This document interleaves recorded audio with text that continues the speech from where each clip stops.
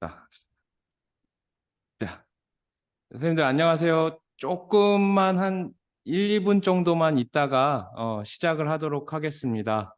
잠시만 기다려 주시면 감사하겠습니다.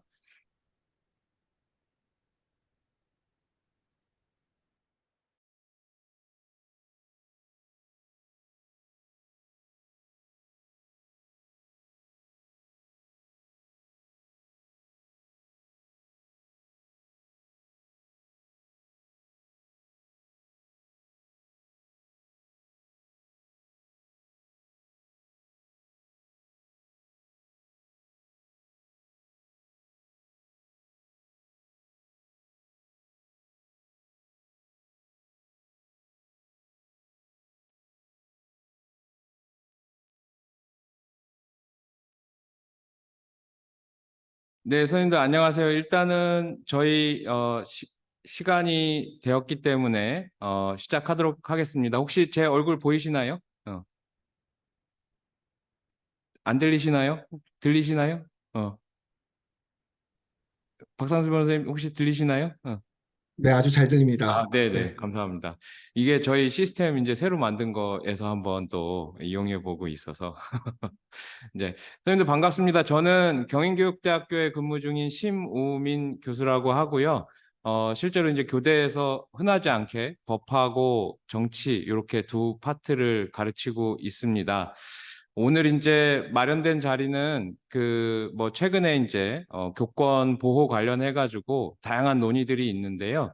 이제 그런 논의와 관련해서 아마 가장 주목받을 만한 논의인 것 같아요. 그 아동복지법 관련해서 이제 헌법소원도 제기되고 아마 이따가 변호사님께서 설명해 주시겠지만 이 헌법소원이라는 거가 또 궁극적으로 원하는 결과를 또 도출하는 것도 있지만 또 입법을 촉구한다라는 의미도 분명히 가지고 있는 것 같습니다. 그래서 아무래도 이해 당사자인 현장 교사 선생님들께서 이런 걸 또 이해할 필요성이 있을 것 같고 또 그런 의미에서 사실 경인교육대학교의 입법 리걸테크 교육 전공이라고 만들었는데 요게 이제 교사들도 법을 도구로 내지는 법을 교육적인 내용으로 가르칠 수 있어야 되겠다라는 취지에서 만들었고 또 그 취지에 맞게 또 우리 현장 교육 현장에 기여할 부분들이 분명히 있어야 할 것 같아서 우리 박상수 변호사님 모시고 오늘 이야기를 청해 듣는 시간을 가지려고 하고요. 또 아마 박상수 변호사님이 최근에 이제 우리 교사들 교권 관련해 가지고 활동을 많이 해주고 계셔서 굉장히 바쁘실 텐데도 이렇게 또 시간을 내주셔서 지금 이번에 제기한 헌법소원의 의미 또 맥락 이런 것들을 설명을 해 주시려고 하고 있어서 굉장히 감사드립니다. 일단은 뭐 저희가 아주 길게 하거나 이럴 게 아니기 때문에 뭐 제가 뭐 인사 말씀 드리기보다는 이제 직접 우리 박상수 변호사님 모셔서 뭐 이렇게 말씀을 청해 듣도록 하겠습니다. 저 개인적으로는 저는 완전히 인천 토박인데요. 박상수 변호사님이 또 인천 토박이세요. 그래서 더욱더 또 의미가 저한테는 깊은 것 같습니다. 예, 그러면은 제 뭐 인사말 요 정도로 마치시고 오늘 참석해 주신 선생님들 또 감사드리고요. 그리고 현재 오늘 박상수 변호사님 말씀해 주시는 내용은 저희가 녹화를 좀 해뒀다가 다른 교사 선생님들한테도 또 공유를 하도록 하겠습니다. 예, 그러면은 오늘 이제 귀한 발표를 해주실 박상수 변호사님 모시고 발표를 청해 듣도록 하겠습니다. 변호사님 본인 소개도 자연스럽게 해주시면서 발표를 해주시면 감사하겠습니다. 네, 안녕하십니까. 저는 박상수라고 합니다. 박상수 변호사이고, 그, 심우민 교수님과는 예전에 한번 그 심포지엄에서 처음 뵀었는데, 이렇게 또 화면으로나마 만나 뵐 수 있게 돼서 굉장히 어, 영광이라는 생각이 들고, 제가 좀 사실 한참 후배죠. 저희 이제 법학 분야에서는 좀 후배인 것 같은데, 이렇게 또 좋은 자리를 마련해 주셔서 선생님들 앞에서 이런 내용들에 대한 강의를 할 기회를 마련해 주심에 좀 깊이 감사를 드립니다. 더불어 경인교육대학이 원래 인천교육대학이었던 걸로 제가 기억을 합니다. 근데 이제 경인교육대학으로 합쳐진 것으로 알고 있는데 제가 나온 서인천고등학교에서도 인천교육대학에 진학하는 분들이 좀 꽤 있으셨습니다. 그래서 이런 좀 지역 내 어찌 보면 인연이 있는 경인교육대학의 이 특강에 이렇게 참여할 수 있게 돼서 굉장히 더 뜻깊다라는 생각을 좀 말씀을 드립니다.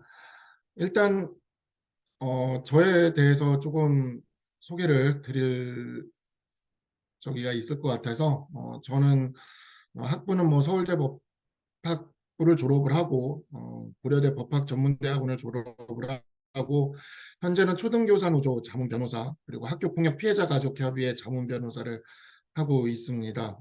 법률사무소 선율이라고 작은 사무실도 운영을 하고 있고 법조윤리협의회 사무총장과 중앙선거방송토론위원회 위원, 대한상사중전중재인 등을 하고 있습니다. 지난 2월까지는 대한변호사협회에서 부협회장을 했었는데 최근 이제 초등교사 노조의 자문변호사를 하면서 이제 교원단체들에서 이렇게 일을 하는 분들을 보고 있으면 제가 지난 2월까지 변협에서 일을 했을 때의 모습이 많이 이렇게 좀 오버랩되고 좀 많이 좀 이렇게 경험이 많이 이렇게 겹쳐 돌아갑니다. 많은 분들이 많이 노력을 하고 계시고 그럼에도 불구하고 정말 그 전망이 이렇게 많이 보이지 않는 지금 어찌 보면 그런 상황에서 정말 좀 많이 힘들어도 하시면서 이렇게 견뎌나가시는 모습이 좀 남일 같지도 않고 저는 사실 지난 그 2월에 변협 임원을 마칠 때 다시는 하지 말자라는 생각을 좀 했었습니다. 근데 어찌 하다 보니까 또 올 봄부터 또 이렇게 선생님들의 이런 또 어찌 보면 교권을 수호하는 이런 행동에 함께 또 하게 돼서 이제는 뭐 이게 뭐 제 그냥 팔자련이 하고 생각을 하고 지금은 이렇게 일을 하고 있습니다. 이번에 제가 그 아동복지법 제17조 5호에 대해서 헌법소원을 제기를 초등교사 노조와 함께 제기를 했습니다. 이 아동복지법 제17조 5호는 2012년에 아동복지법에 들어왔습니다.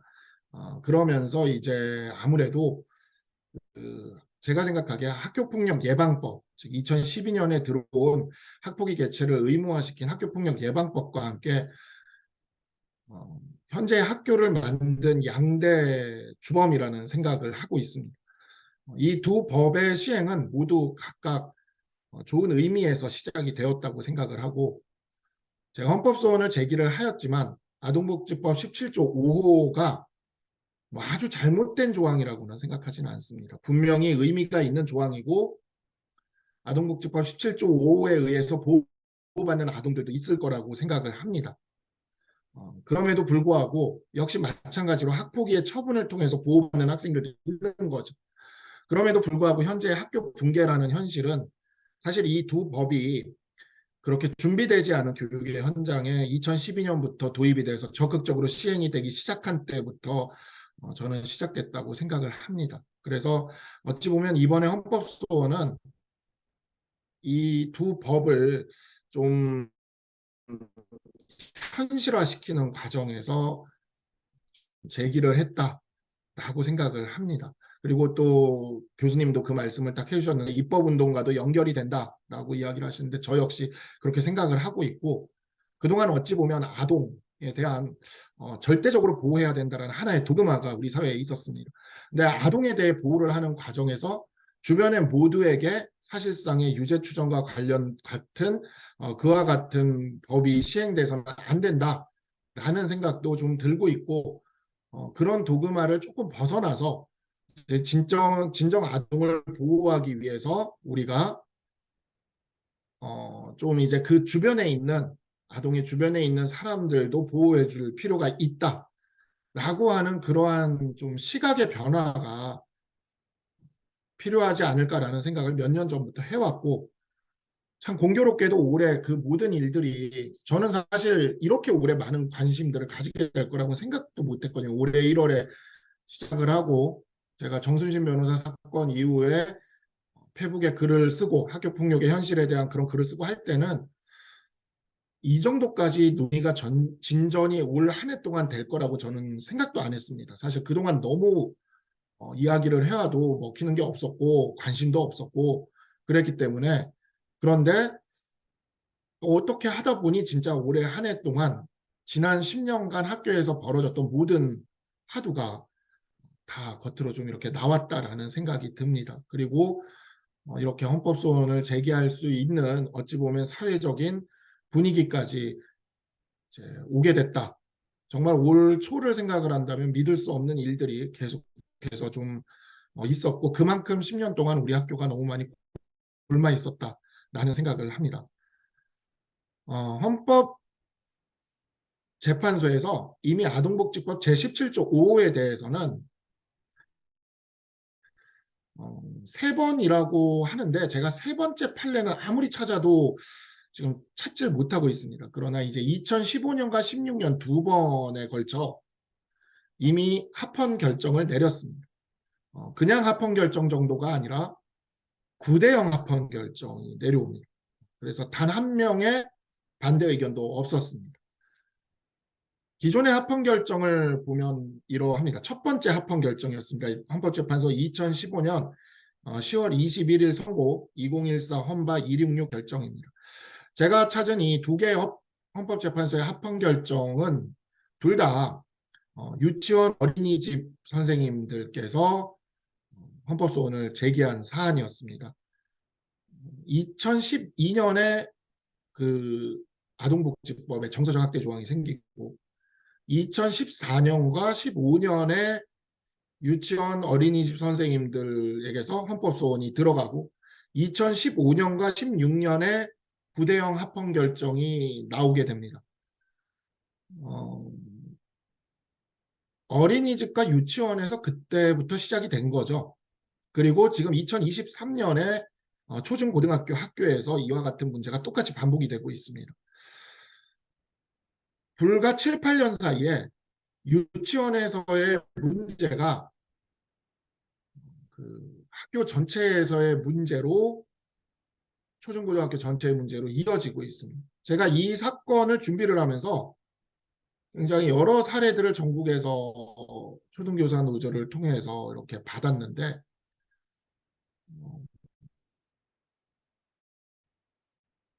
그 중에는 이제 초중고 수준이 벌써 대학교의 영재교육원, 대학교까지 이렇게 이어질 수 있다라고 하는 것이 이제 지금 보여지는 현상이고 조만간 대학의 이 문제는 이어질 것이라고 생각을 합니다. 대학교까지 이 문제가 이어지고 나면 그 다음엔 이제 사회 전체로 번져 나가겠죠. 그래서 이 문제를 여기서 우리가 이제 한 번은 짚어보고 좀 이야기를 할 필요가 있겠다라는 생각을 저는 좀 하고 있습니다. 2014년에 그 신청을 해서 2015년에 첫 번째로 9대0 합헌이 나온 헌법재판소 결정은 이렇게 이야기를 하고 있습니다. 아동의 정신건강 및 발달에 해를 끼치는 정서적 학대 행위란 아동이 사물을 느끼고 생각하여 판단하는 마음의 자세나 태도가 정상적으로 유지되고 성장하는 것을 저해하거나 이에 대하여 현저한 위험을 초래할 수 있는 행위로서 아동의 신체에 손상을 주거나 유기 또는 방임하는 것과 같은 정도의 행위를 의미한다고 볼 수 있다. 이러한 해석은 다소 추상적이고 광범위하게 보일 수 있으나 이는 다양한 형태의 정서적 학대 행위로부터 아동을 보호함으로써 아동의 건강과 행복, 안전과 복지를 보장하고자 하는 아동복지법 전체의 입법 취지를 실현하고자 하는 것으로서 어떠한 행위가 정서적 학대 행위에 해당하는지에 관하여는 아동에게 가해진 유형력의 정도, 행위에 이르게 된 동기와 경위, 피해 아동의 연령 및 건강 상태, 가해자의 평소 성향이나 행위 당시의 태도, 행위의 반복성이나 기간 등에 비추어 법관의 해석과 조리에 의하여 구체화될 수 있다. 이때 당시에 그 제가 사안을 보니까 이때 당시에 그 변호사님들이 문제를 삼은 건 재형법 추정주의상의 명확성의 원칙과 그다음에 책임 원칙 이 두 가지였습니다. 책임과 그러니까 행위와 책임의 비례 원칙이죠. 이 두 가지였는데 그중 명확성의 원칙에 대해서 아주 집중적으로 헌법재판소는 판시를 내리고 있습니다. 헌법재판소도 이 조항이 가지고 있는 추상성에 대해서는 인정을 했습니다. 추상적이고 광범위해 보인다고. 그러나 법관의 해석과 조리, 그 다음에 판례에 의해서 이 부분이 충분히 사후 구체화될 수 있을 것이다라고 하면서 이제 명확성의 원칙에 위배되지 않는다라고 판시를 내렸습니다. 2012년에 법이 개정돼서 들어오고 2014년에 이 판단이 내려지다, 2015년에 판단이 내려지다 보니 아직 어떤 구체화된 어떤 그런 판결이나 이런 것들이 그렇게 많지는 않았던 것 같습니다. 그러다 보니까 앞으로 이것이 구체화될 수 있을 것이다라고 미래형으로 이와 같은 명확성의 원칙에 대해서 합헌 결정을 내린 것을 볼 수가 있었습니다. 근데 이제 제가 전국에서 그 사연을 받다 보니 좀 이제 재밌는 사연이 하나 나온 겁니다. 이제 어떤 이제 선생님 한 분에게 성남지청에서 그 수사 결과에 대한 통지를 보냈는데 그 성남지청의 수사 결과 통지에 성남지청이 그 아동복지법상 정서적 학대 조항에 해당되는지 여부에 대해서 기소 불기소 판단을 하면서 판단의 기준으로 울산지방법원의 2017년 2심 판결을 기준으로 활용하는 것을 볼 수가 있었습니다. 울산지방법원의 2심 판결이 그 2017년 8월 4일 선고 2017로 542 판결 이것인데 이렇게 판시를 했습니다. 형법상 학대죄는 그러니까 이제 지금 아동복지법상의 정서적 학대죄가 폐지된다 하여 그 아동에 대한 정서적 학대에 대해 처벌할 규정이 다 사라질 것이다 이렇게 생각하시는 분들이 있는데 그렇지 않습니다. 우리 형법은 학대죄 규정을 가지고 있고 이미 오래전부터 이와 같은 정서적 학대들에 대해서 형법상 학대죄로 처벌을 해왔습니다. 아동복지법상의 정서적 학대는 이 형법상 학대죄의 구성요건을 조금 더 구체화시키면서 형량을 높인 사안이었거든요. 근데 그래서 이제 계속해서 형법상 학대죄는 그 판례가 누적되어 온 거죠. 근데 그 형법상 학대죄에 대해서 누적된 판례는 이렇게 이야기를 하고 있습니다. 단순히 상대방의 인격에 대한 반인륜적 침해만으로는 부족하고 적어도 유기에 준할 정도에 이른다고 해석되고 있으나 라고 이야기를 합니다. 그러니까 적어도 유기에 준해야 된다라고 이야기를 하는 거죠. 아까 우리 그 헌법재판소 결정을 다시 돌아가서 보면 헌법재판소가 앞으로 판례를 통해 구체화될 수 있는 것에 대한 기준을 적시를 하는데 그 기준이 뭐냐면 아동의 신체에 손상을 주거나 이건 신체적 학대예요. 신체에 손상을 주거나 또는 유기 또는 방임하는 것과 같은 정도의 행위라고 해서 유기와 같은 정도의 행위라는 것을 하나의 그 앞으로 구체화하는 것에 대한 기준으로 삼고 있는데 울산지방법원은 유기에 준할 정도에 이르러야 한다고 해석을 합니다. 이렇게 해석했던 과거의 학대들을 비판을 하면서 아동복지법상 학대의 개념은 형법상 학대의 개념보다 넓게 해석하는 것이 타당하다라고 이렇게 판시를 내립니다. 그래서 이 문맥을 이렇게 놓고 봤을 때 유기에 다다르지 않더라도 그러니까 유기의 수준에 다다르지 않더라도 아동복지법상의 정서적 학대로 처벌될 수 있다라는 것을 울산지방법원의 2심 판결에서 이와 같은 판시를 내린 겁니다. 그리고 이 판결의 내용을 성남지청이 아동학대 정서적 학대 아동복지법상 정서적 학대의 기소 불기소 판단의 기준으로 쓰면서 이것을 기준으로 잡아서 기소 여부를 결정을 한 그러한 사안을 제가 그 선생님들의 제보를 통해서 알게 됐습니다. 해당 판결은 또 하나 좀 재밌는 판단을 하는데 그 아동복지법상 17조 5호 정서적 학대 조항은 명백히 고의범을 처벌하는 조항입니다. 그러니까 과실에 대해서는 처벌하지 않도록 되어 있습니다. 과실범 처벌 조항이 별도로 존재하지 않기 때문이죠. 근데 울산지방법원의 이 2심 판단 이것도 역시 성남지청에서 기소 불기소 판단의 기준으로 활용을 했습니다. 이 2심 판단에서는 뭐라고 이야기를 하냐면 위죄의 범인은 그러니까 고의를 얘기하는 겁니다. 그 고의는 반드시 아동학대의 목적이나 의도가 있어야 인정되는 것이 아니고 아동의 신체 건강 및 발달에 저해라는 결과를 발생시킬 가능성 또는 위험이 있는 행위 자체를 인식하거나 예견하고 이를 용인하면 족하다 이렇게 되어 있습니다. 우리가 이제 고의에 있어서 용인설, 인용설을 취한다고 한다면 이것이 이제 고의의 범위를 조금 확장한 것이다 이렇게 볼 수는 있겠지만 예견하고 이를 용인하면 족하다라고 이야기하는 표현에서 예견 가능성만 있으면 그리고 그 예견 가능성을 용인한다면 처벌할 수 있다라고 이야기를 하는 것이 사실 예견 가능성은 과실이거든요.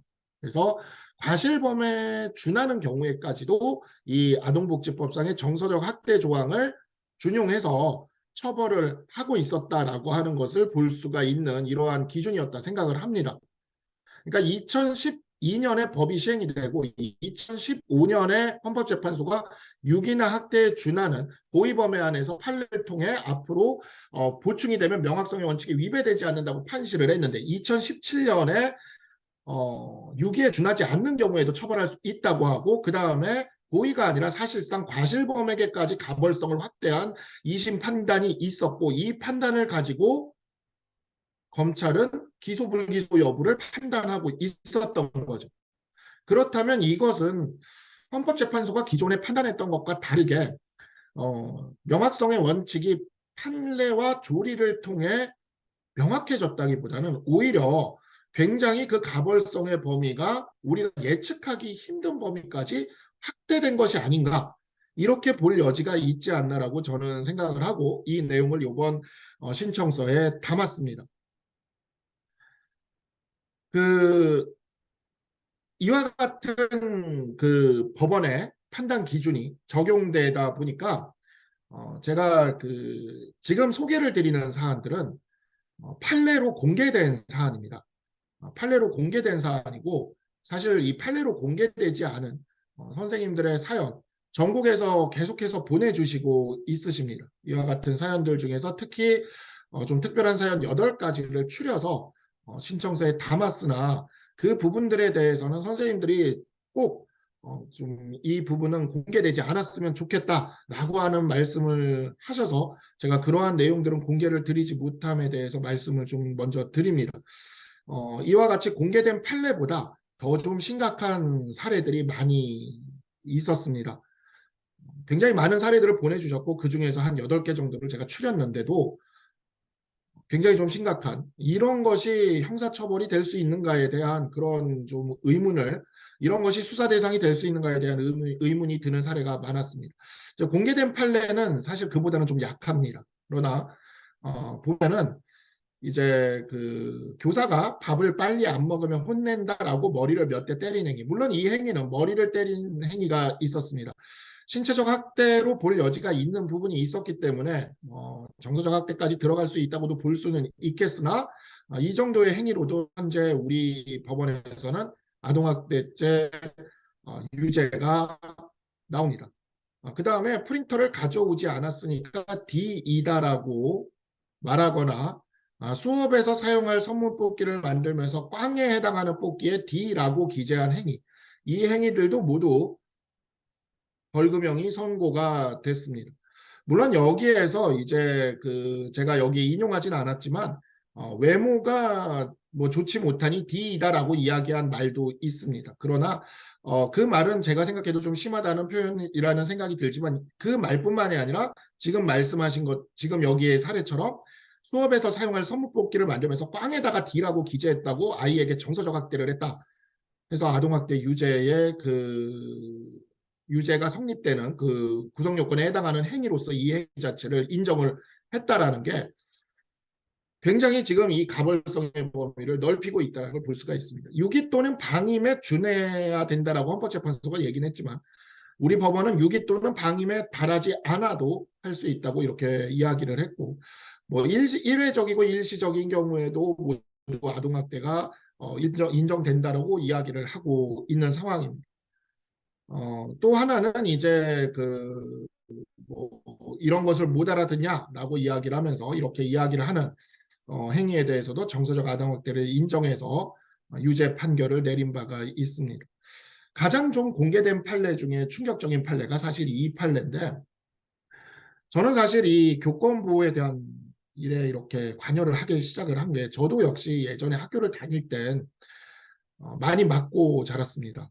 정말 제가 서인천고등학교를 나왔다. 서인천고등학교는 좀 비평준화 학교였다 보니까 그러진 않았는데 이전에 중학교와 초등학교 때는 정말 많이 맞으면서 제가 이렇게 자랐는데 그러다 보니까 저도 학교에 대한 생각, 그다음에 이제 선생님들에 대해서 이제 체벌의 문제점, 그다음에 이제 아동이 특히 좀 아이들이 보호돼야 된다라는 생각 이런 면에 있어서 학교폭력 피해자들을 지원하기 전까지는 이제 밖에서 이렇게 학교를 지금 보고 있는 다른 분들과 대동소이한 생각을 사실 하고 있었습니다. 그랬는데 이제 2017년부터 제가 학교폭력 피해자들에 대한 지원을 하기 시작을 합니다. 학교폭력 피해자 가족협의회의 자문변호사로 활동을 하면서 2017년부터 지원하는 활동을 하기 시작을 하는데 이상한 일들이 벌어지고 있는 겁니다. 학교에서 해줄 수 있는 게 아무것도 없어요. 학교폭력 사건에 대해서 선생님들이 조사를 했는데 선생님들이 조사를 했다고 아동학대로 고소를 당해, 무고로 고소를 당해, 명예훼손으로 고소를 당해. 학교에서 학교폭력 피해자들에게 해줄 수 있는 게 없는 겁니다. 그리고 학교폭력 사건이 이제 학폭위가 의무적으로 개최가 되는 게 되면서 이제 학폭위 처분을 집행정지시키고 무효화시키고 이렇게 하려다 보니까 학교폭력 가해자를 대리하는 변호사님들께서 집중적으로 선생님들을 공략을 하는 거죠. 이제 어찌 보면은 학교폭력 그 가해자 학생에 대한 이제 그 처분이나 이런 것들이 이제 내려지는 것을 막기 위해 변호사들이 쓰는 많은 소송 전략들 중에 하나인데 일종의 쌍폭을 만들어 버리는 거죠. 그리고 일종의 쌍방 피해자를 만들어 버리는 겁니다. 학교폭력의 가해자라는 지위는 바뀔 수가 없으니까 학교폭력 조사 과정이나 처분의 과정에서 아동학대를 당했다고 하면서 선생님들을 고소를 하고 하면서 아동학대 피해자를 만들어 버리는 거죠. 그렇게 하는 사안들이 굉장히 무수히 많이 2017년부터 점증을 하는 것을 제가 굉장히 많이 봤습니다. 근데 이게 말이 안 되는 거거든요, 사실. 그래서 왜 이렇게 되는가를 봤더니 제도가 이렇게 되어 있는 거죠. 그뿐만이 아닙니다. 지금 이 사안도 그런 사안인데 학교폭력 피해자 부모님이 가해자 아이한테 가가지고 뭐라고 한마디를 하면 아동학대로 고소를 당해서 형사처벌을 당하시는 겁니다. 요즘에 이제 뉴스에 좀 나오고 있습니다. 그래서 제가 이제 얼마 전에 페북에서 그 오은영 교수께서 아이가 학교폭력을 당하고 오면 피해자 부모는 가해자 아이를 만나서 따끔하게 혼내주고 와라라는 이야기를 아마 하신 거를 지금 현재 학교의 현실과 현재 우리 법제도를 몰라서 이야기를 하는 것이다. 그렇게 했다가는 아동학대로 그 피해자 어머니는 형사처벌을 당하시고 전과자가 되실 거다라고 제가 글을 써가지고 그게 이제 언론에도 좀 이렇게 나온 적이 있습니다. 이 사건 부산지방법원 2019년 2월 14일 선고 2018 고단 452 판결 학교폭력 사건이 있었습니다. 피해자 아이는 가해자와 분리되는 것만을 원해요. 근데 현재 우리나라는 가해자와 분리되는 방법이 학급 교체 이상을 받는 방법밖에 없습니다. 치료 처분 이상을 받아야 되는데 치료 처분 이상을 받는 게 굉장히 어렵습니다. 정말 뭐 한 특수 상해 정도 받아야 돼요. 아니면 성범죄를 당하거나 그래야 치료 처분이 나옵니다. 그러니까 치료 처분 학급 교체, 파로 처분 강제 전학, 구호 처분 퇴학은 나오지도 않고요. 그러니까 치료 처분과 파로 처분이 안 나오면 그냥 피해자는 가해자랑 계속 학교를 다니는 겁니다. 같은 반에서. 그래서 이 피해자 부모가 가해자 아이를 찾아간 겁니다. 야, 아무개야.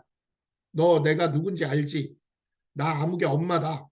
앞으로 아무개 건드리지 말고 아는 체도 하지 마라.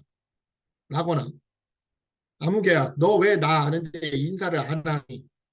라거나 아무개야. 방학 때 내 아이와 가까이 하지 마라. 이게 벌금을 선고받습니다. 이게 현재 아동복지법이 현장에서 적용되는 수준이고 사례입니다. 헌법재판소가 조리와 판례를 통해 구체화된다고 했으나 현재 적용되는 사례는 그냥 걸면 걸리는 법이 돼버렸습니다. 아까 제가 그 울산지방법원의 그 판단 기준을 길게 설명을 드리지 않았습니까? 사실상 과실범에 해당되는 사람한테까지 확장이 되고 헌법재판소 결정과 다르게 유기나 방임의 수준에 달하지 않는 경우에까지도 처벌이 되는 걸로 확장이 되다 보니 학교폭력 피해자 부모가 가가지고 그 가해자애한테 우리 아이 옆에 접근하지 말라고 한마디 했다고 아동학대 벌금을 받는 겁니다.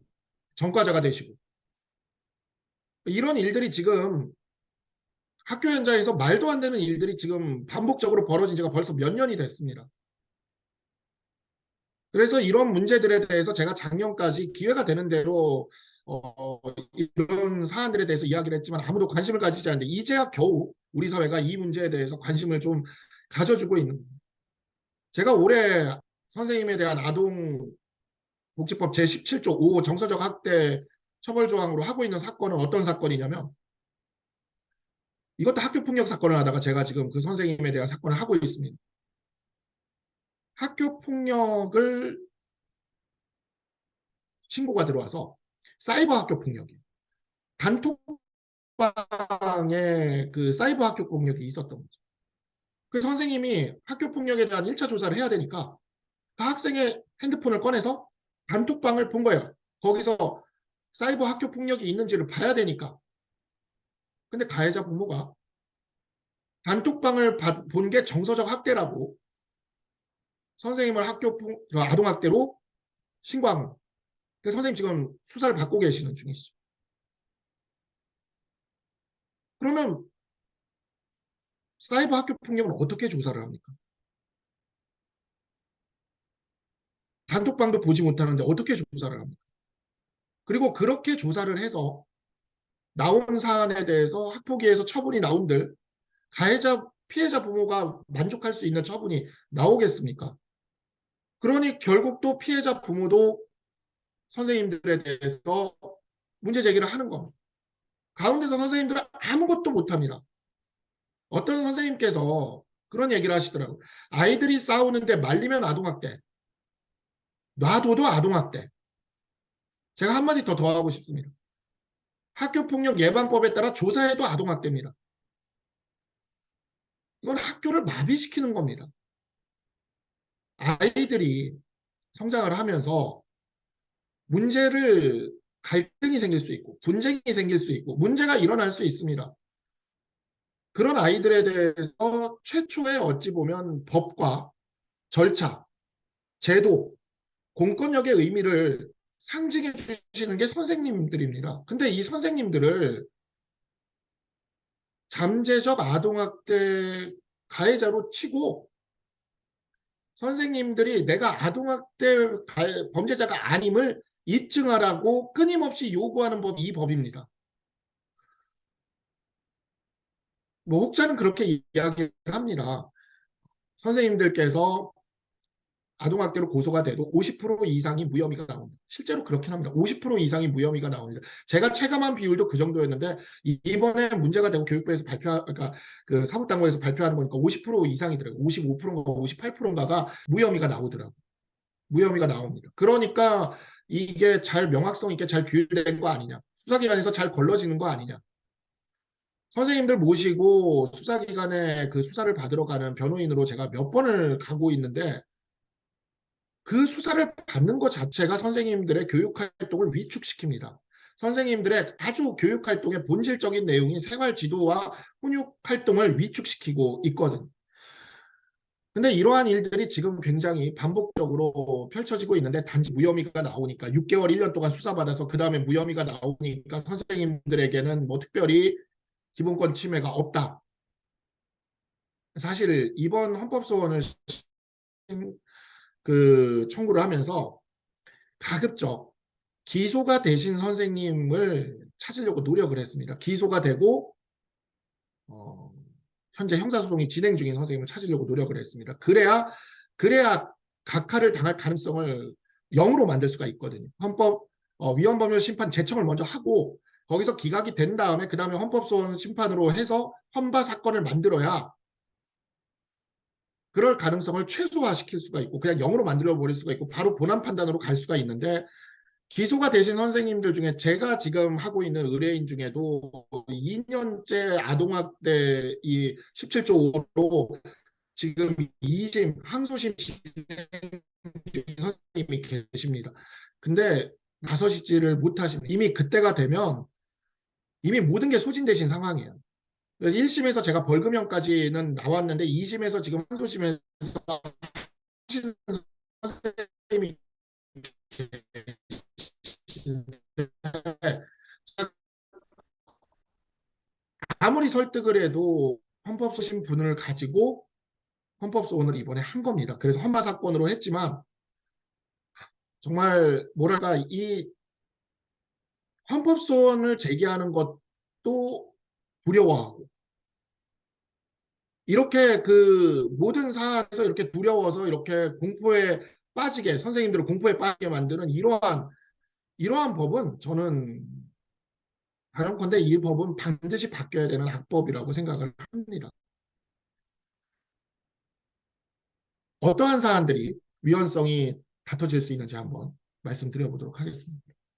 아까도 말씀을 드렸듯이 재형법정주의상 명확성의 원칙이 침해될 수가 있습니다.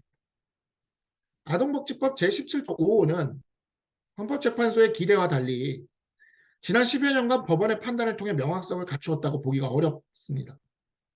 담당 법관의 자의적 판단이나 여론의 향배에 따라 예측할 수 없는 판단이 이어졌고 그 과정에서 헌법재판소 결정을 통해 명시한 유기와 방임 수준의 정서적 학대라는 어찌 보면 최소한의 기준조차 준수되지 못했습니다. 이로 인해서 누구도 이 사건 심판 대상 조항의 위반 여부를 판단하기 어려운 상황이 이어지고 있고 이 사건 심판 대상 조항은 헌법이 정하고 있는 재형법정주의상 명확성의 원칙을 명백히 위반하고 있다고 제가 신청서에서 적시를 그 내용을 이렇게 썼습니다. 명확성의 원칙은 지금까지 굉장히 좀 길게 말씀을 좀 많이 드렸으니 다른 부분들에 대해서 좀 말씀을 드리겠습니다. 두 번째, 우리 헌법 제10조에 있는 책임주의 및 평등권 침해 관련된 사안입니다.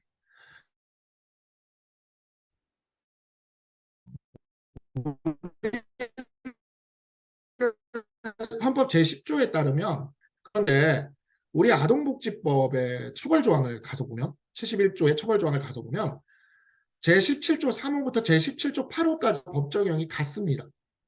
제17조 5호가 바로 이번에 헌법소원을 제기한 정서적 학대 행위입니다.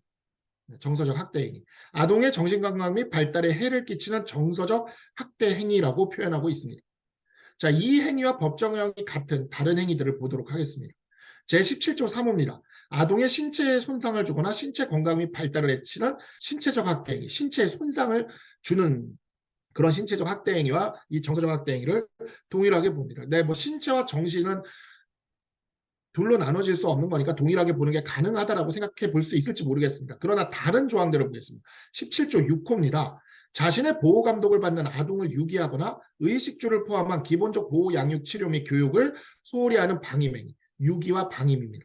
자, 아까 그래서 우리 헌법재판소가 17조 5호에 대해서 처벌을 할 때 유기와 방임에 준해여야 된다라고 기준을 준 겁니다. 왜냐? 법정형이 유기와 방임과 동일하거든요. 근데 울산지방법원이나 다른 이제 검찰이나 이런 데서 이 법을 적용하면서는 유기의 수준에 이르지 않는 경우에도 기소를 하고 유죄를 내린 거죠. 그러니까 이 두 개가 법 적용이 같다라는 게 책임주의 원칙과 평등권을 준수했다고 보기가 어려운 면이 있는 겁니다. 그러니까 법원이 그렇게 판단을 한 거죠. 지금까지 그 헌법재판소가 얘기한 것과 다른 판단들을 해서 가벌성의 범위를 너무나 넓혀온 것입니다. 17조 7호를 보겠습니다. 장애를 가진 아동을 공중에 관람시키는 행위. 예전에 서커스나 이런 데서 장애를 가진 아동들을 관람의 대상으로 이렇게 활용하는 아동학대 행위를 했던 것이 있습니다. 바로 그것을 처벌하는 조항이 17조 7항입니다. 우리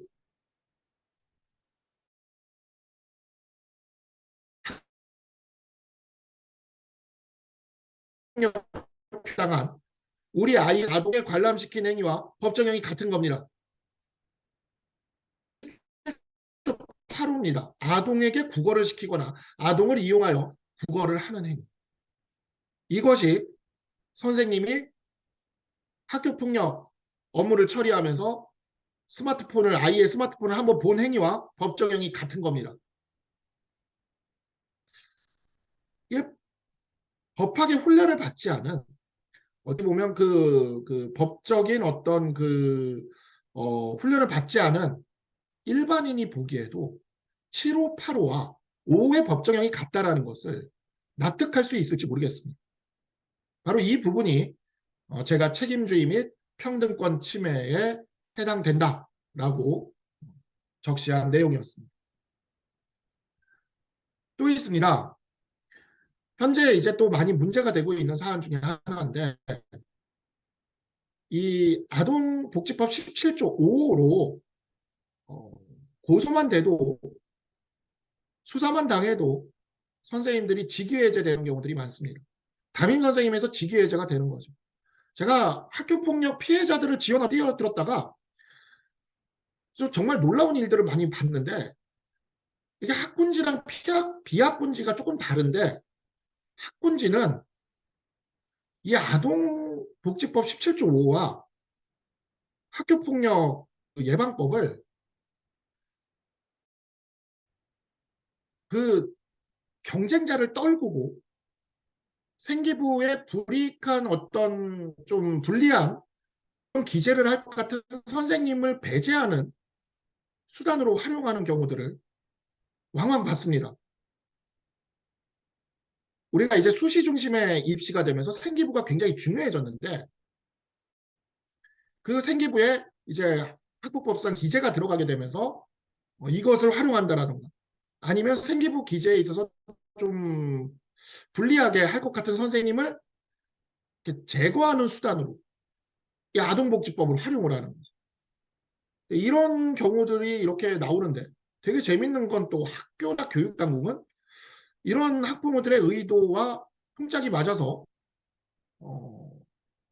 고소를 당하고 수사만 받아도 선생님들을 직위해제해서 담임을 교체해주는 경우들이 있었습니다. 이번에도 그런 사안이 하나 있었습니다. 이 사안은 뭐 PD수첩에도 나오고 했던 사안이라서 좀 소개를 드리면, 아이들이 싸우고 있어서 선생님이 책상을 이렇게 엎은 거죠.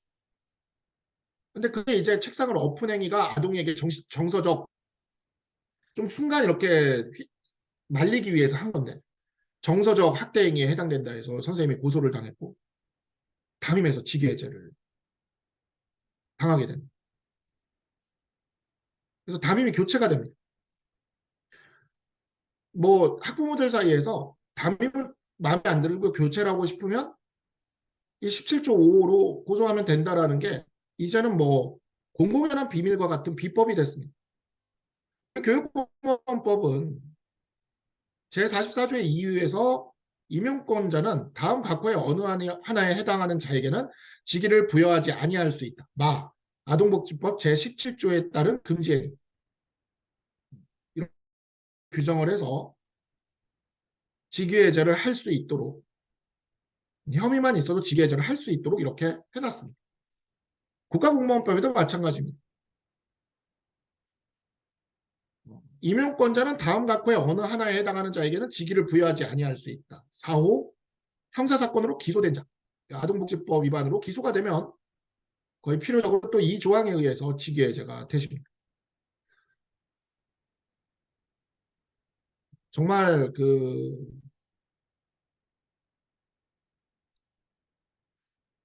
정말 현재 이 학교 현실을 많은 분들이랑 제가 이야기를 많이 해왔는데, 이 현재 학교 현실을 본인들이 학교 다니실 때만 생각을 해서 정말 모르십니다. 근데 진짜 2012년 이후 딱 10년 만에 너무 많이 변했습니다. 너무 많이 변했고, 어, 그나마 조금이라도 알려지고 있는 겁니다. 근데 우리가 여기서 이렇게 붕괴가 되는 학교를 막아내지 못하면 저는 5년, 10년 내로 이것이 대학과 사회로 확장될 것이라고 생각을 합니다. 이렇게 무너지게 두어서는 안 된다고 생각을 하고, 이러한 부분들도 역시 이 조항이 과연 이렇게까지 직위해제가 될 만한 조항이다. 다른 조항들이 있지 않습니까? 우리 아까 말씀드렸던 뭐 국어를 시킨다던가 장애를 가진 아동을 공중에 관람시키는 행위. 선생님이 만약에 국어를 시켰거나 장애를 가진 아동을 공중에 관람시키는 행위를 했으면 직위해제 당하실 수 있죠. 저는 그렇다고 생각을 합니다.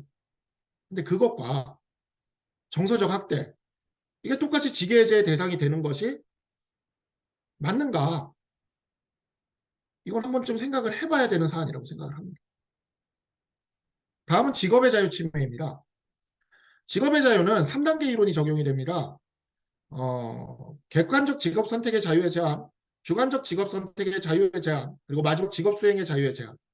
근데 우리 직업 수행의 자유의 제한에 대해서는 가장 완화된 심사 기준이 적용이 됩니다. 대표적인 게 예전에 이제 그 마트나 SSM에 대한 영업일 제한에 대한 이런 것들이 이제 대표적인 직업 수행의 자유의 제한인데 완화된 심사 기준을 적용합니다. 그러나 직업 수행의 자유의 제한인데 그것이 실질적으로 직업 수행의 자유를 형해화시키는 것일 때는 직업 수행의 자유의 제한에 해당된다 하더라도 직업 선택의 자유의 제한에 적용되는 엄격한 심사 기준인 비례 원칙을 적용할 수 있다는 헌법재판소의 기존 결정이 있었습니다. 근데 현재 아동복지법 17조 5호는 뒤에도 이제 설명을 드리겠지만 선생님들의 교육권의 아주 핵심적인 내용이죠. 바로 훈육과 생활지도 업무. 바로 그와 같은 훈육과 생활지도 업무라는 직업 수행의 자유를 사실상 형해화시키고 있습니다. 선생님들께서 훈육과 생활지도 업무를 조금이라도 하시면 모두 그냥 현재의 법원의 판단 기준과 수사기관의 판단 기준에 따르면 모두 아동학대에 해당될 수가 있습니다. 그러면 이것은 사실상 제가 보기에는 선생님들의 직업수행의 자유의 형해화를 불러일으키는 조항이다. 이렇게 저는 좀 판단을 했고 그래서 이 헌재 결정에 따라 엄격한 심사 기준인 과잉금지 원칙을 적용해서 이 부분에 직업의 자유 침해 위헌성도 주장을 했습니다.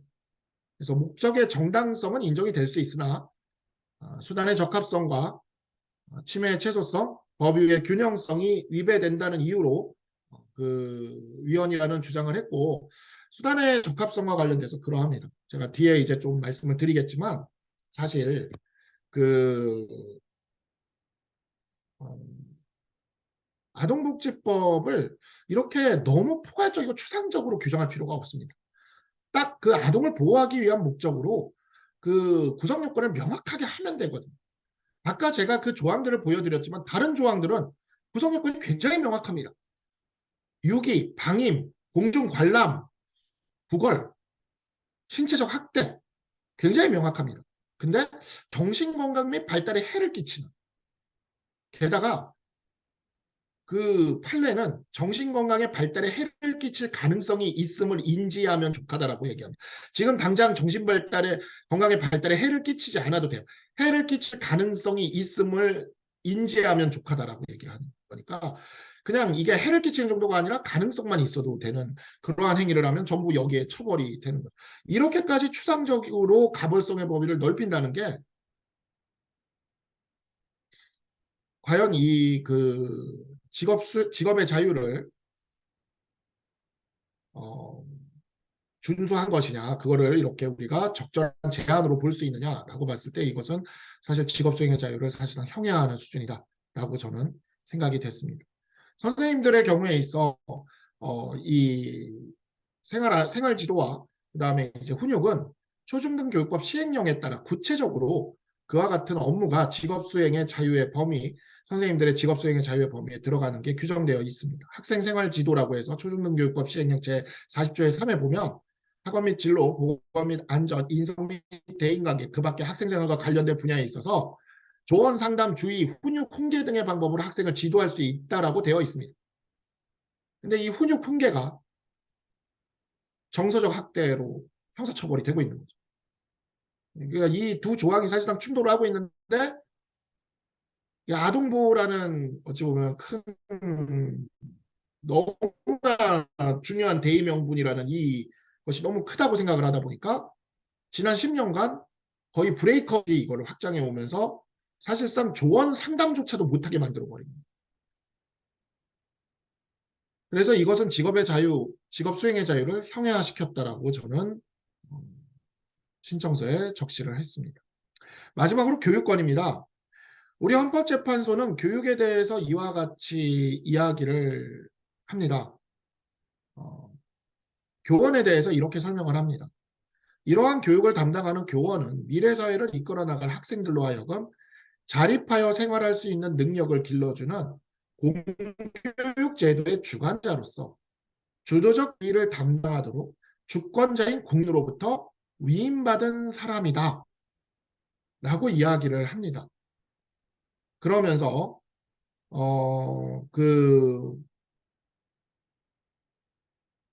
이와 같은 교원의 자주성에 대해서 이야기를 하고 그 교원의 자주성의 한계에 대한 이야기까지도 적시를 하고는 있습니다. 사실 이 교원이라는 직역은 우리 헌법에 존재하는 직역입니다. 헌법에 존재하는 직역이라는 것은 정말 교육은 국민의 의무기도 하고 교육은 이 우리 헌법이 보호하는 기자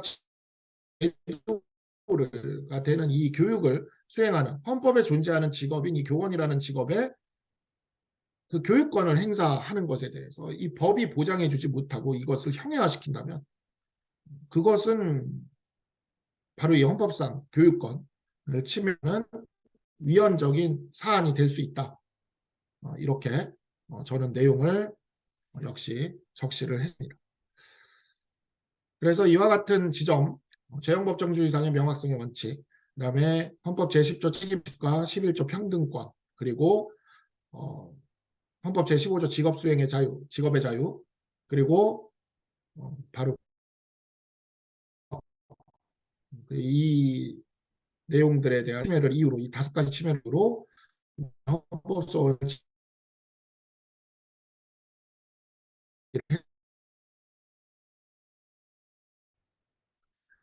지난 2번의 헌법소원이 대형 합한 것이 변했고 또 많은 사례들이 많은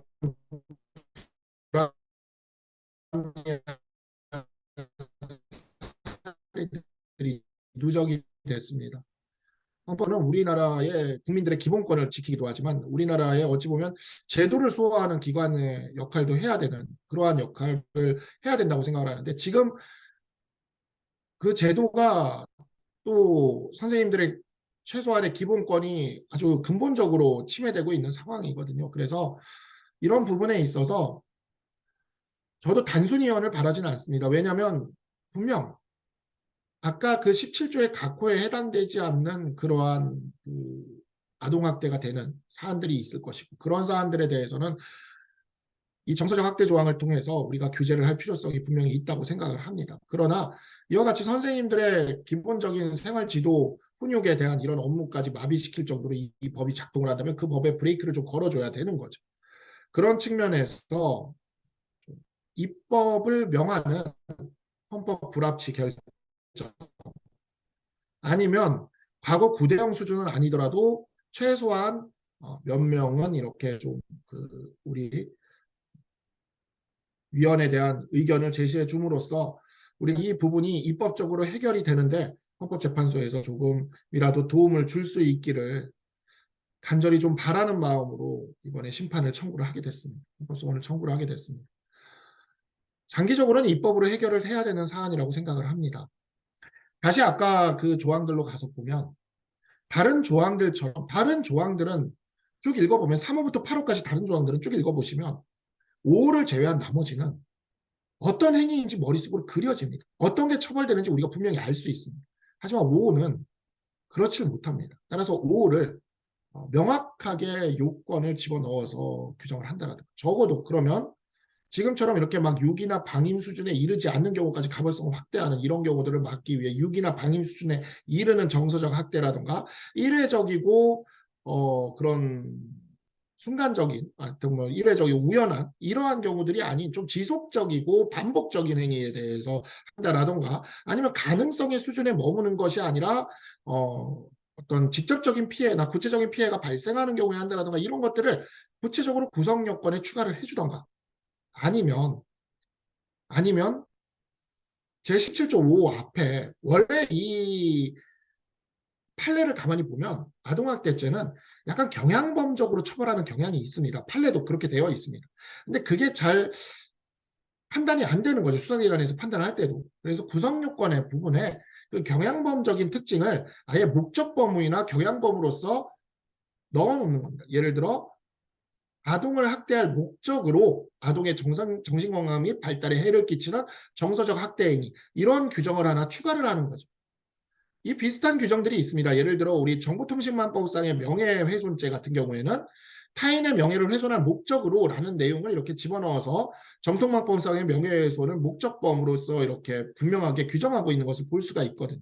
뒷부분의 구성 요건을 명확화하는 것이 좀 까다롭고 힘들다. 이걸 추상적으로 놔둘 필요가 있다라고 얘기한다면 앞부분의 주관적 구성 요건이라도 목적이나 경향을 분명히 적시를 함으로써 가벌성의 범위를 좀 더 특정하고 명확하게 할 필요가 있지 않을까라는 생각이 드는 겁니다.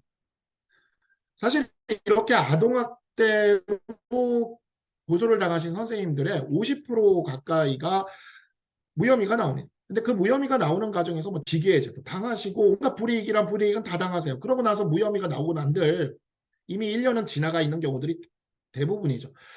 그리고 났을 때 이제 선생님들께서 그 억울하게 고소를 당한 그 학부모에 대해서 무고죄로 고소를 하려고 그러면 무고죄는 구성 요건에 허위의 사실을 적시하여라는 게 들어가 있습니다. 그러다 보니까 어쨌든 이게 아동학대로 판단이 되든 안 되든 그 사실의 행위가 있었고 그걸로 신고를 했으면 아예 무고죄에 대해서는 수사기관이 처음부터 판단조차 해주지 않습니다. 허위의 사실만 아니면. 그러니까 허위의 사실에 가짜인 사실을 가지고 신고한 것이 아니고 고소한 것이 아니라면 아예 무고죄로는 책임을 물을 수도 없는 거죠.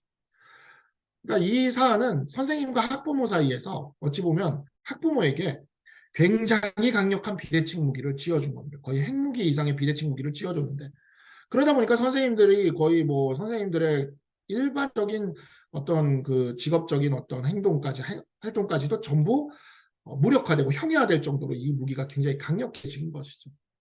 그래서 일각에서는 그 학부모에 대해서도 무고죄가 아닌 다른 처벌 조항을 만들자라는 이야기가 있는 것으로 알고 있습니다.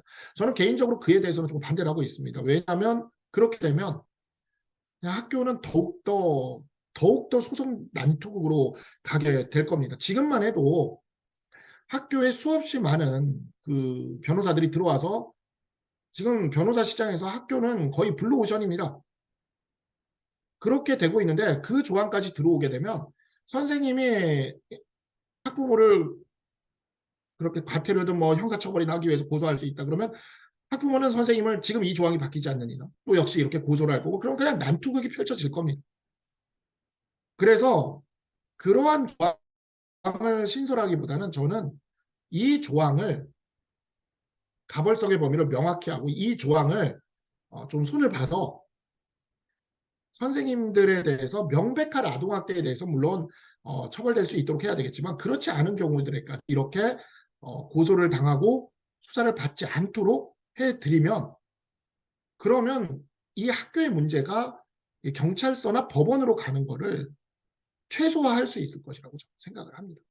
그리고 그렇게 해야 이 학교에서 벌어지는 이 많은 지금 모든 것이 막 수사기관과 법정으로 가고 있는 이 사태를 줄일 수 있을 거라고 생각을 합니다. 그래서 이 갈등을 법적 갈등이 발생될 소지를 줄이는 방향으로 저는 좀 갔으면 좋겠고 그러한 과정에 현재 우리 헌법소원이 기여를 했으면 좋겠다는 생각에 제가 이번 헌법소원을 참여하게 되고 제기하게 되었습니다.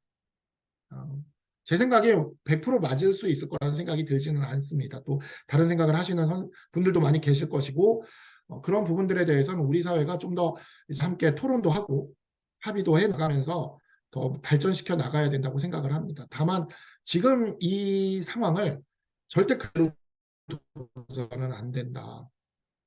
이 상황을 그대로 뒀다가는 그 다음은 정말 그 학교가 붕괴되는 수준이 아니라 우리 사회 전체가 붕괴되는 수준으로까지도 갈 수 있을지 모른다.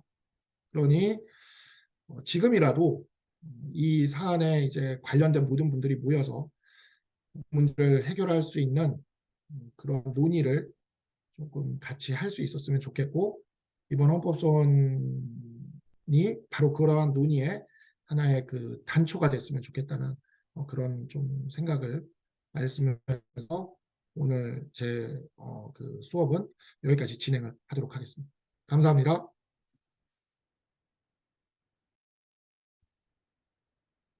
네, 변호사님 감사합니다.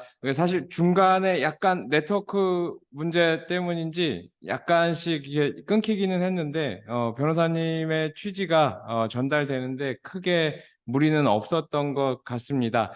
그 일단은 잠시만요. 화면 공유를 잠깐 중단을 어 잠깐만요.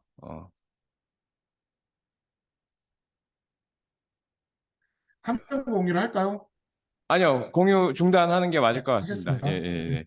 혹시 그 중간에 이제 변호사님 네네. 말씀해 주실 때 약간 이야기가 끊겨가지고 뭐 괜찮으시면 파일을 저희 그 공유를 해도 괜찮을까요? 그 PPT 파일을? 네네. 이거 공유해 주셔도 좋습니다. 아, 네. 네네. 그, 공유해 주셔도 좋습니다. 네. 네네네. 제가 잠시만요.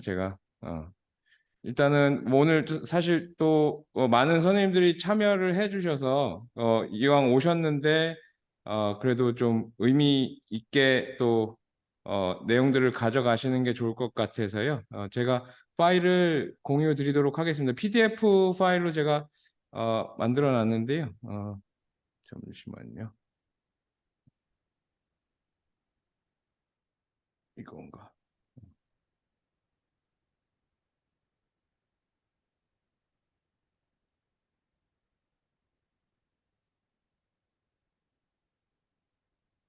예, 일단은 제가 요거 올리면서 제가 듀얼을 또 하다 보니까 저기 오늘 이제 변호사님 말씀해 주셨는데 중간에 아마 고맙다라는 인사 말고 질문이 이제 하나 있었던 것 같아요. 그게 그 기존에 이제 헌법소원 제기됐던 게 있었는데 요번 헌법소원이 이제 어떤 차별성이 있냐라는 그런 질문을 주셨는데요.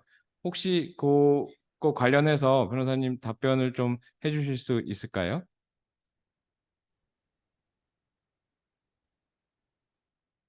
또 네트워크 사정이 조금 안 좋은 것 같기는 한데. 예. 네. 기존의 헌법은 이제 네, 지금 잘 됩니까? 들리십니까? 아, 예, 지금 들립니다. 네.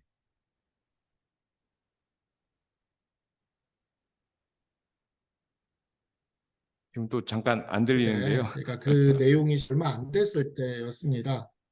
아, 또 안 들리십니까? 왜 이렇게 네, 지금은 끊어지죠? 또 네. 잘 들립니다. 예, 죄송합니다. 죄송합니다. 네. 아, 죄송합니다. 왜 이게 지금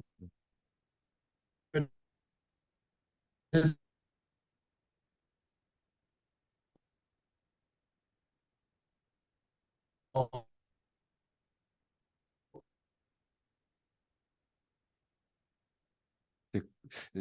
이게 끊기는데 그나마 다행인 게 변호사님 아까 강의해 주실 때 많이 안 끊겨서 다행인 것 같습니다.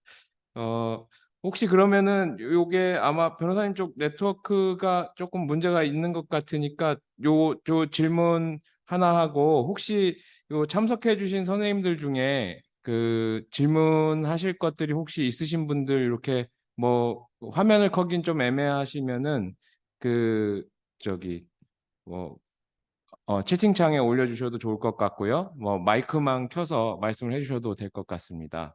혹시 뭐 질문하실 게 있으실까요?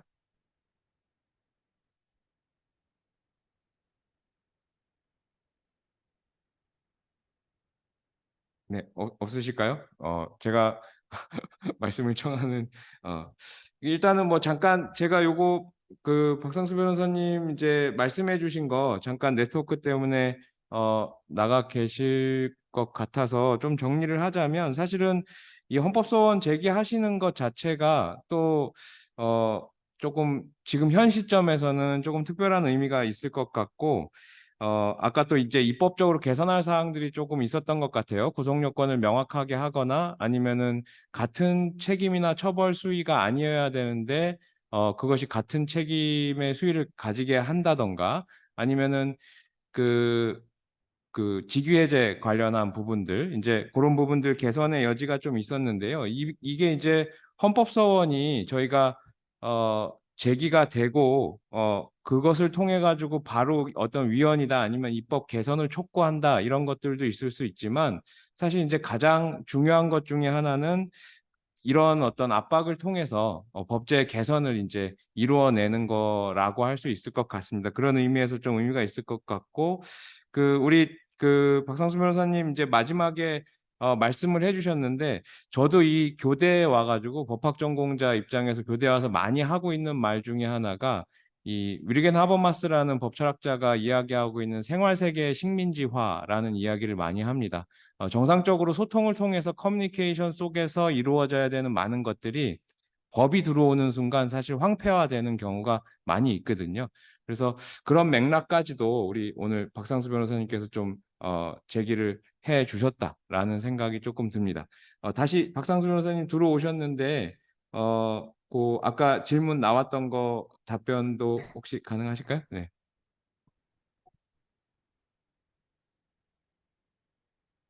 아, 네네. 그래서 아까 질문에서 말씀하신 것처럼 이 기존의 언제 이러는지 정말 제가 지금 테더링을 좀 해야 되나 했는데 일단 명확성 원칙, 책임 원칙 이 두 가지만 가지고 판단을 두 가지만 위원회에 대해서 제기를 했고요. 근데 저는 이제 그 평등권과 직업교육 그리고 교육 이렇게 세 가지 항목을 추가해서 제기를 했거든요.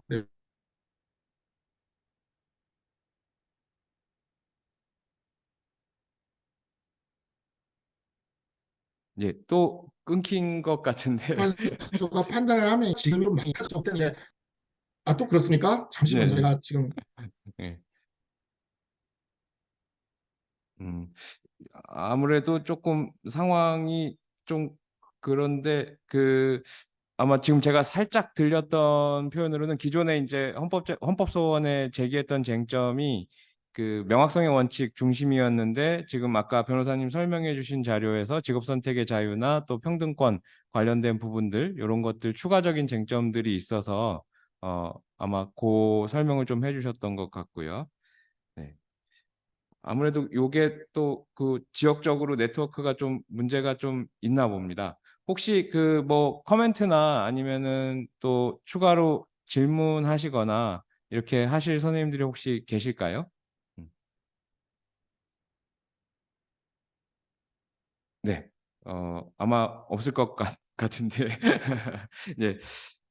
일단은 오늘 사실 우리 박상수 변호사님 좀 이거 원활하게 이제 말씀을 전해 듣고 했었으면은 상당히 좀 좋았을 텐데, 그나마 다행인 건 아까 말씀드린 것처럼 강연하실 때는 이게 좀 덜 끊겨서 다행이셨던 것 같고 굉장히 바쁘신데 쟁점들 정리해 주셔서 너무 저희에게 소중한 이야기들을 해 주셨던 것 같습니다. 일단은 네, 강의 자료 일부러 좀 끊겼기 때문에 좀 첨부를 드렸고요. 지금 아마 제가 어제 국회하고 통화를 해봤는데 교육위원회하고 뭐 이쪽에서 법안 지금 이 교권 회복과 관련된 법안들에 대한 논의가 계속 좀 진행이 되고 있는 것 같습니다. 그래서 뭐 저도 이제 경인교대에서 입법 관련해 가지고 수업들을 하고 있으니까 관련된 부분들 예의주시하면서 또 교사들에게 필요한 것들이 무엇인가, 또 단순히 교사의 이권이 아니라 학생 인권하고 같이 보장하면서도 교사의 인권을 확보할 수 있는 그런 방안이 무엇인가 좀 고민을 해 나갈 거고요.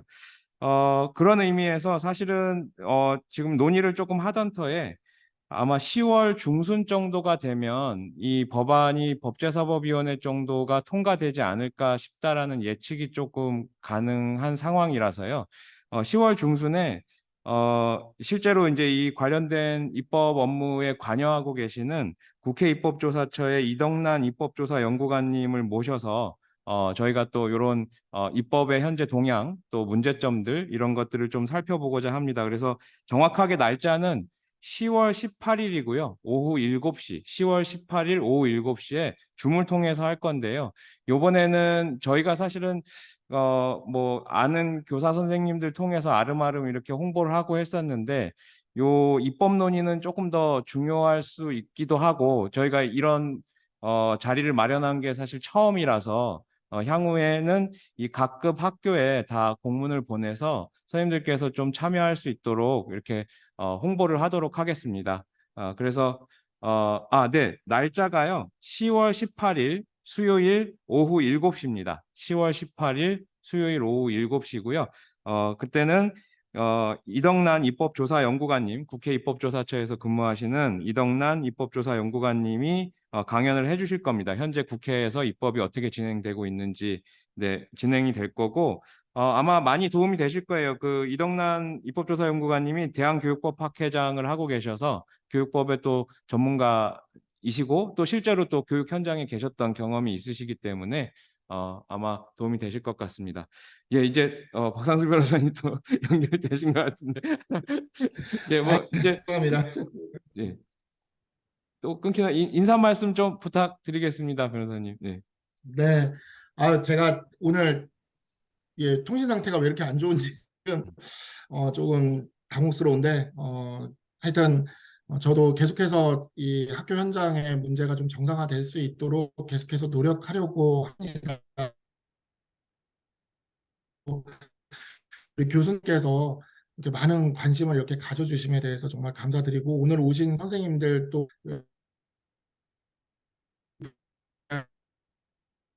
가지신 분들 모두 이렇게 좀 관심을 계속 유지해 주시는 좀 현실을 빨리 돌파하는데 큰 도움이 될 거라고 생각을 좀 듭니다. 죄송합니다. 감사합니다.